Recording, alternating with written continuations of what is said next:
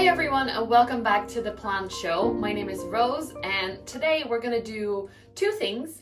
We're going to repot this huge Strelitzia that is in desperate need of some new space for its roots. As you can see, it's growing completely out of the pot already. And we got a really nice handmade pot for it, made by my father-in-law, that it needs a bigger pot for so that it actually sits in there really nicely. And also, while I'm doing the repot, I figured I would answer some questions. So I'm doing Pamela's Spring Planttuber tag. This is the first time I'm doing one of those. And the first question is actually, have you started spring cleaning repotting yet? And the answer is no. Well, this will be the first one. Today is the last day of February, and I've been holding off on repotting all of the plants basically because I wanted to make sure that spring is here, that they're gonna have some nice, easy transition when I repot them. But this one can't wait anymore. So no, but now I'm starting. So for the Strelitzia, it is in quite a small pot, even though it's a really tall plant, as you can see. And this is about like a little bit bigger, but this fits perfectly for the pot that it's going to go in, so I figured it would be okay. I'm going to be using this new stuff that I got from a garden center, and it is like cocoa coir, I think. It's the cocoa stuff anyway. So that's going to go in the bottom. Because it's already in that kind of stuff anyway in its old pot. And I also have some soil here. It's a really nice chunky mix that I put in the oven to, what do you call it? Disinfect. So this is disinfected and good. The second question is, do you stop fertilizing over winter? And actually I have a very bad schedule when it comes to fertilizing. I just do it whenever I remember it. So I haven't done it recently. I do use some Super Thrive in some of my new cuttings and stuff like that, but mostly no. I only do that when I think about it in the summer or when my plants look like they desperately need some nutrients. Philippe the Strelitzia. Let's check out his roots and if we're able to save these, which is what I wanted to do, but I'm not sure if that is possible because the roots are so chunky on these, but they're so fuzzy and cute. I don't want to kill your roots, but I think I might have to.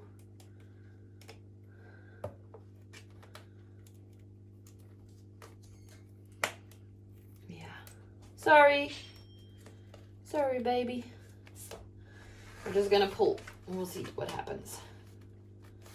Come on out.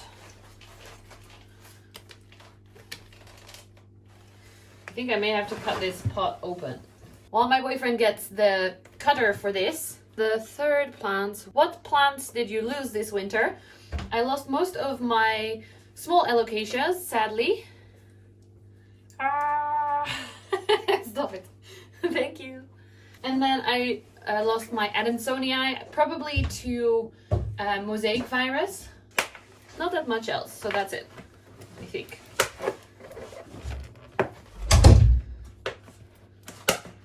I probably shouldn't do this with my good shears, but I'm doing it anyway, so. Pooh-hoo. Did you order plants in the mail this winter? If so, how'd they go? Did I? No, I didn't order any plants, but I did get some plants in the mail. So I got the lovely gift from Emily, the Monstera cutting, and that did great in the mail. She did really well. And I also shipped some plants in the mail myself, which some of them went really well and others really took a lot longer than expected. So I'm hoping that they will be okay.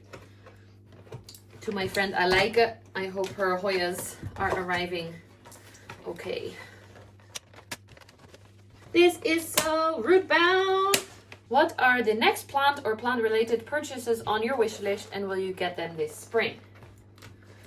I would really like a humidifier, but they are really expensive.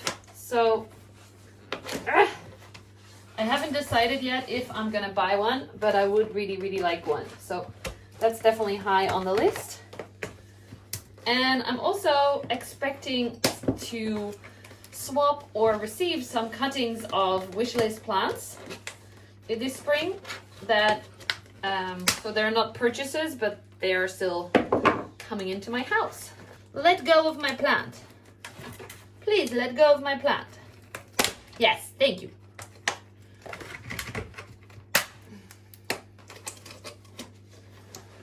Ow, that is sharp. Release the root. Yes, almost. Oh, it broke off anyway. Ugh. Release the big root. So I know now that I waited way too long with this one. Next time I'll wait less long and I'll have it more happy, because this is super, super root bound right now. And I'll show you in a second.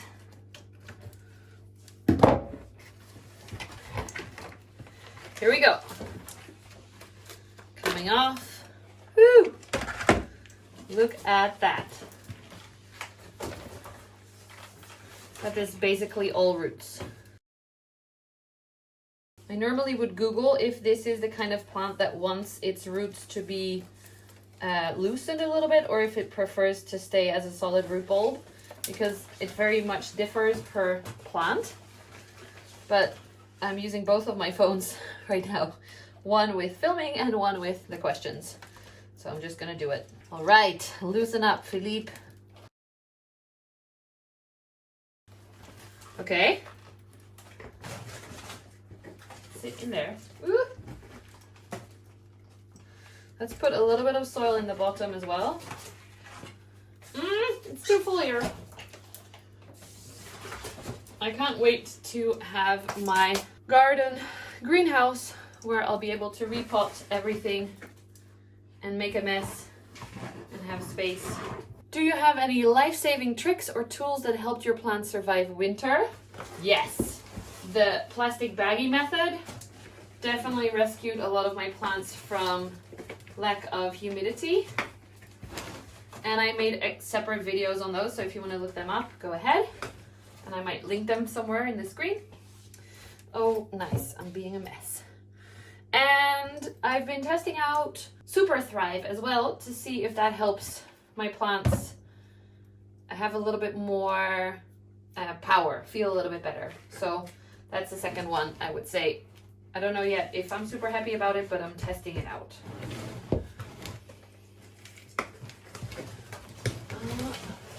Sorry, Philippe. Some normal soil in there. And then some cocoa coir. What's another question? Do you put your houseplants outside for the summer? Will you this year? That's actually a really fun question, because I was about to tell you about that.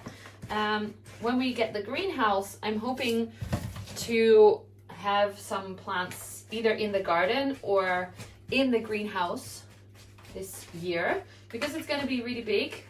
It's not going to be warm enough at all for winter, because all the glass will be single paned, or whatever you call it, like single glass. It's not very insulating, but it will be fun to allow them to get more sunlight.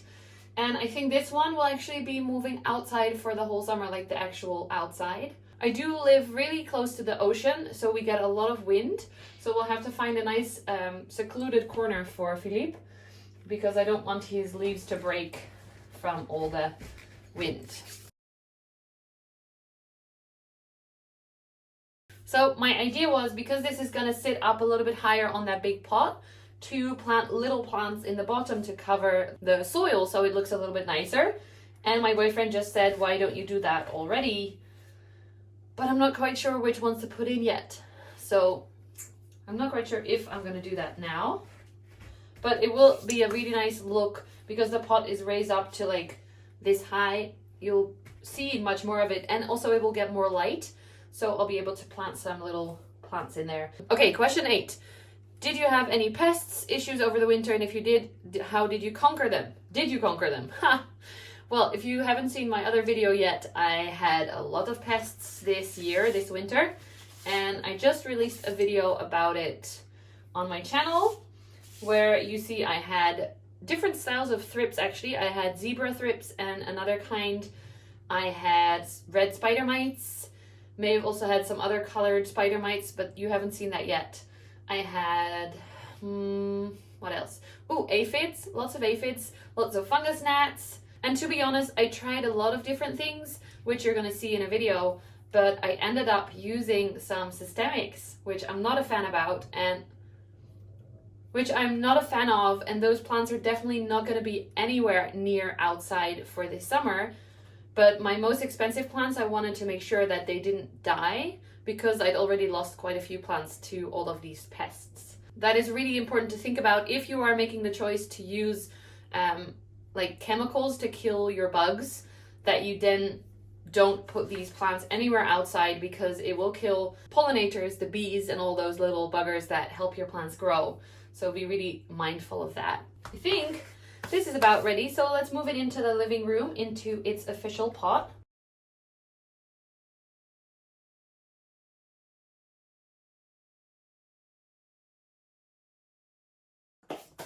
There we go. What do you think? One is definitely getting a lot more sun, the leaves. And then it's sitting a lot higher, which is gonna be awesome. There's 2 more questions in the tag. And the first is, show one plant that thrived all winter. And actually I have several that did really well, but I'm gonna show you Caspar because of course, Caspar is my best, awesomest plant. This is him. Caspar is my Florida ghost. I received it with this one leaf. And as you can see now, you can hardly see that leaf because I have 3 other ones and 1 new one on the way over there. This one just opened up. It just seems to not know that it's winter. It keeps growing, keeps putting out these awesome pink-red petioles with white leaves, and then they turn slowly more mint. It seems like they're not really turning green just yet, so that's pretty cool. It looks like a minty plant with some white and pink. Woo! And then the last question is, what plant are you most excited to see growth on this spring? Yes, I butchered that a little bit, but that's the gist of it. And I would say, let me think. I think it will have to be my Hoya obovata Splash. Because I just bought it and I haven't seen any points of growth on it yet. And I can't wait to see these little mini round leaves. That sounds like something really exciting to see. But then also, of course, I'm really excited about my varicosum that has some different growth points that have slowed down a little bit for spring, for winter. And my dragon scale, which is not looking very happy right now. So I'm hoping it will revive itself for spring. Look at that, so pretty. Of course, also my new Monstera Borsigiana elbow variegata cutting. I'm really excited to see that grow. And you can't really see because they're in plastic bags right now. But both of my pink princesses are starting to put out new leaves again. Can't wait to see how pink they are. And then lastly, ooh, look how cute the Strelitzia looks behind me. That was definitely a success. Really excited about these caladium bulbs that I've got over here. Not much to see on the other ones yet. And I'm, on this Hoya, if it's ever gonna do anything else than just sit there and stay alive. So lots of exciting things ahead for spring, hopefully. Then the shout out of this week has to go to Pamela herself. She has a lovely channel. She is just wonderful. I like how direct she is and her personality really appeals to me. So if you haven't seen her channel just yet, then check her out. It's Pamela's Planty Things, I think. I forgot the exact name of the channel, sorry Pam. And on Instagram, it's Pamela with underscores. I'll put that in the screen somewhere and below in the description as well. And that's it for this episode. I hope you enjoyed. Let me know in the comments below if you have ever joined a Planttuber's tag thingy, because it's my first time and I don't know how I did. If you know any cool tags that you want me to do, then also definitely let me know. I noticed that the views on my videos have been really, really great, which I love and appreciate. And I see all your comments and I try to get back to everyone. I'm really having a really good time connecting with everyone. But I noticed that about 95% of my viewers are not subscribed to my channel. If you're into the videos that I put out, I would really appreciate it if you would subscribe. It really helps my channel to grow. Let's make it an even bigger planty yoga, body positivity, greenify your home community. Since this plant wasn't doing very well, I decided to grab it out of the pot and put it in the bottom here. So we might get a nice little string of tears. No, they're officially supposed to be string of pearls in the bottom forest here. That's it for now. Don't forget to leave a thumbs up if you like this video. Thanks so much for watching, and I'll see you in the next video. Bye!